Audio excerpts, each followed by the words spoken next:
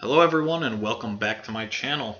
With a new Grand Prix comes more overthinking, speculations, and theories from yours truly.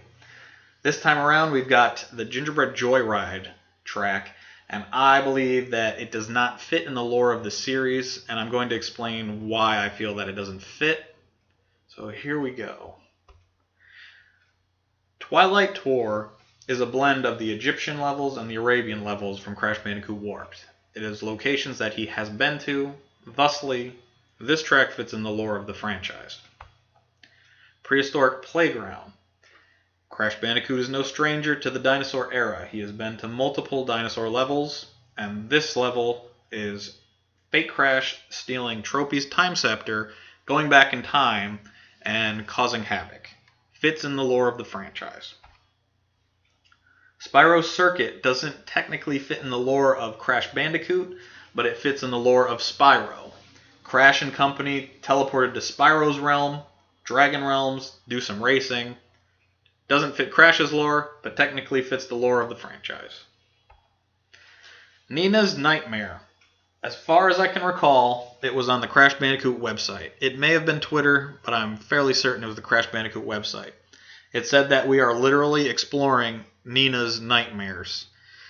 This is Nina's nightmare representation of the Academy of Evil. In Crash Twinsanity, there was a device called the Psychotron, which allowed you to explore the minds of different characters. So the characters are exploring Nina's mind through the Psychotron.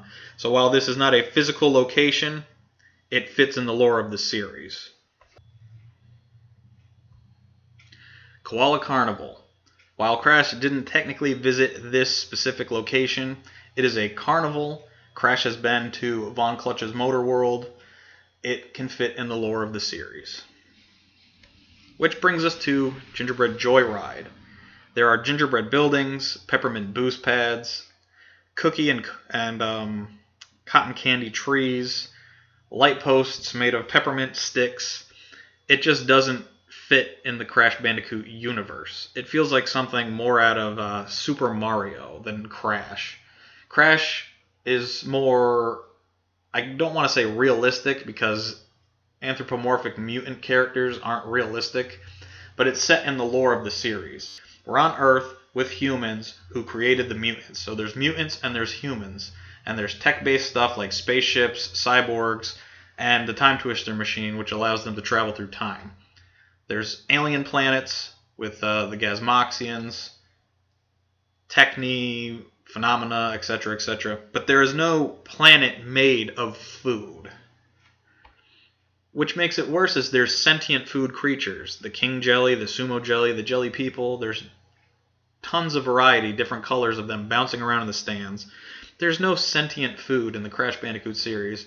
And before anyone says Willy Wumpa Cheeks, he is an outlier and he should not count towards what I'm saying. We don't know his background, we don't know his history, we don't know his origin, and clearly he doesn't come from the Gingerbread Joyride world because he doesn't look like any of these characters or creatures. Which brings me to the horrific implications of this world. This is a living unicorn creature called the Candy Cone. Its eyes blink, its mouth moves. It's literally a living creature that the Crash Company gutted and stuck in a ice cream sandwich as a seat for them to drive. That is disgusting and terrifying.